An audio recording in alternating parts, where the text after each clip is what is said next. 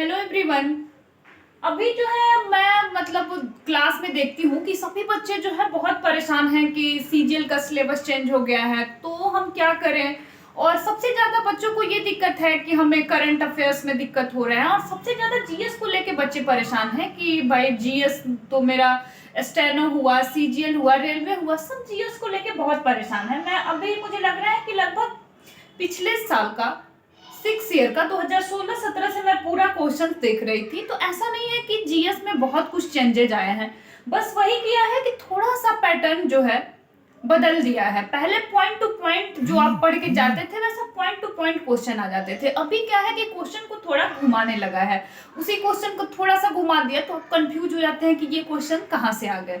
अभी मैं देख रही थी तो लगभग स्टेट लेवल का एग्जाम हुआ, रेलवे का हुआ, या आपका एसएससी स्टेनोग्राफर सीजीएल सीएचएसएल का हुआ, तो इसमें कहीं ना कहीं उस एग्जाम से क्वेश्चन निकाल के इस एग्जाम में डाल रहा है, इस एग्जाम से निकाल के। ये बताइए आप कि ज्योग्राफी और हिस्ट्री में वो क्या चेंज कर सकता है। करंट अफेयर्स तो लगभग वेटेज 10-15 का रहता है, कभी ज्यादा भी आ जाता है, लेकिन वही अगर हिस्ट्री ज्योग्राफी का बात की जाए तो कुछ चेंज नहीं हो सकता, बस थोड़ा सा लेवल जो है इधर उधर ये कर सकते हैं।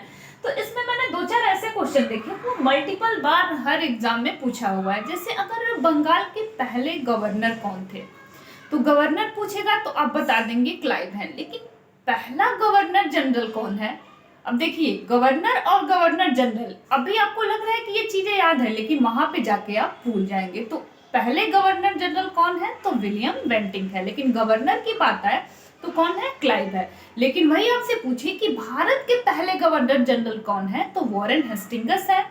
और वायसराय पूछे कि भारत के पहले वायसराय कौन है, तो वो कैनिंग है।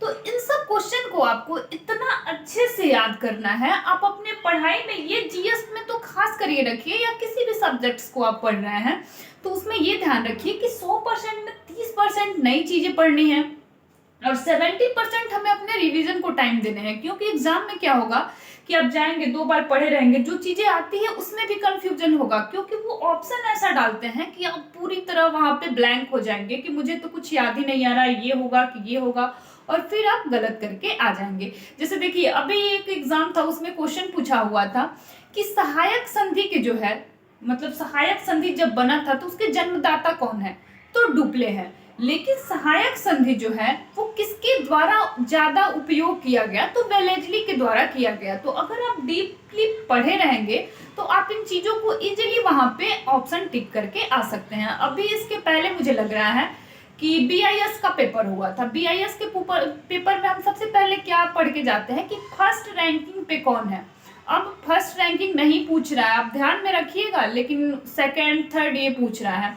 आपको पता होगा कि क्षेत्रफल की दृष्टि से जो है पूरे विश्व में नंबर 1 पे कौन सा है, तो रूस है, कि रूस सबसे बड़ा देश है क्षेत्रफल की दृष्टि से। लेकिन एग्जाम में ये नहीं आया था, एग्जाम में पूछा था कि क्षेत्रफल की दृष्टि से है दूसरा सबसे बड़ा जो है वो देश कौन सा है, तो वो आपका कनाडा है। तो इन सब चीजों को आपको बहुत अच्छे से ध्यान में रख के जाना है कि फर्स्ट पूछ भी सकता है और नहीं भी पूछ सकता है। तो टॉप 5 रैंक हमेशा याद करके रखिए।